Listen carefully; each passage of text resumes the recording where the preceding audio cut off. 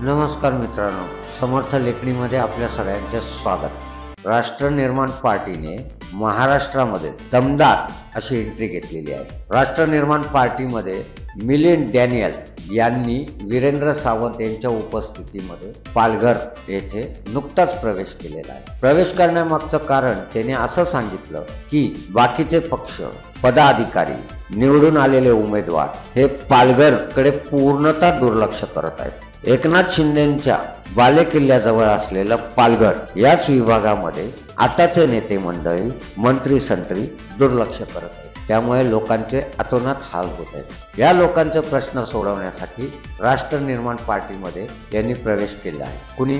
Milind Daniel यांनी। त्यांनी जनतेचे कोणते प्रश्न सोडवणार म्हणून सांगितलं ते आपण त्यांच्याच तोंडून ऐका। मिलिंद डॅनियल्स बोलत आहे।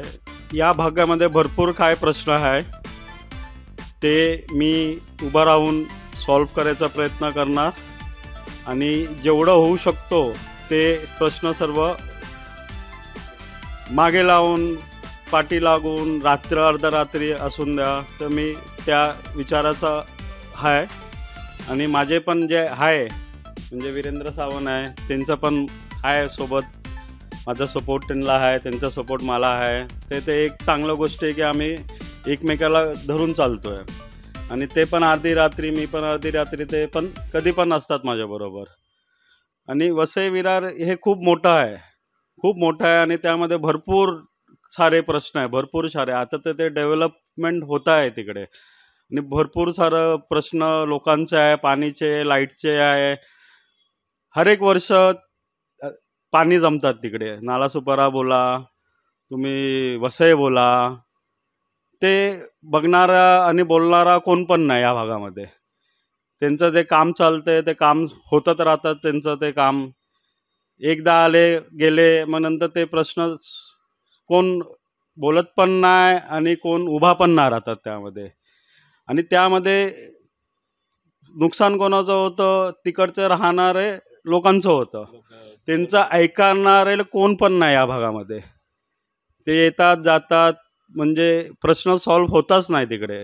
ग्राउंड लेवलमध्ये सॉल्व्ह नव्हते, वरच्या लेवलमध्ये तुम्ही आज जावा, आज सर्व प्रश्न सॉल्व्ह होणार, खालच्या लेवलचा प्रश्न सॉल्व्ह होणार नाही। आणि त्यासाठीच मी या पार्टीमध्ये राष्ट्रीय निर्माण पार्टीसाठी मी जॉईन झालो आहे।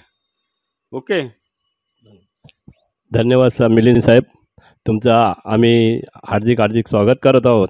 कारण आपलं नाव अभिजित आपटे साहेब जे आहेत हे आज मुंबईमध्ये त्यांनी प्रवेश केलेला आहे आणि मुंबईमध्ये येऊन शाणे आज माझे मित्र मिलिंद डॅनिस यांनी आज प्रवेश केलेला आहे पार्टीमध्ये। तर प्रवेश निस्ता प्रवेश नाही करून घेतलं का, ज्या लोकांच्या ज्या गोरगरिबांची जे समस्या आहेत या सोडवण्यासाठी अर्धी रात्र मेहनत करायची हे आम्ही तयार आहोत। मुंबईमध्ये जे काय दुर्घटना घडतात काय, बरंचसं काही प्रश्न आहे त्या मुंबईमध्ये काय, पण आज गोरगरीब हा असाच राहिलेला आहे काय। ह्या गोरगरिबासाठी कोणीसुद्धा वाली नाही। कारण असं वाटत होतं की खरोखर मोदी साहेब आले तर मोदी साहेब काहीतरी करतील, पण मोदी साहेबांनी सुद्धा काही केलं नाही काय। खाली एवढं महाराष्ट्रामध्ये येऊन शाणी आज मुंबईमधले जेवढे धंदे आहेत तेवढे ते गुजरात, दिल्ली ह्या साईडला घेऊन गेले मला। आणि एवढे सर्व घेऊन जाताना ह्या मुंबईसाठी आजपर्यंत कोणी वाली नाही। तर आम्ही हे राष्ट्रीय निर्माण पार्टीमध्ये आम्ही प्रवेश करत आहोत आणि हे प्रवेश करत असताना कुठेतरी आरतरा जरी आले काय तरी आम्ही त्यांना सक्षम आहोत। आपटे साहेब आमच्या संघात आहेत खंबीरपणा काय, आणि येणाऱ्या कालामध्ये खरोखर ह्या पार्टीला आम्ही पुढे जायचा न्याय देण्याचा प्रयत्न करू। जय हिंद, जय महाराष्ट्र।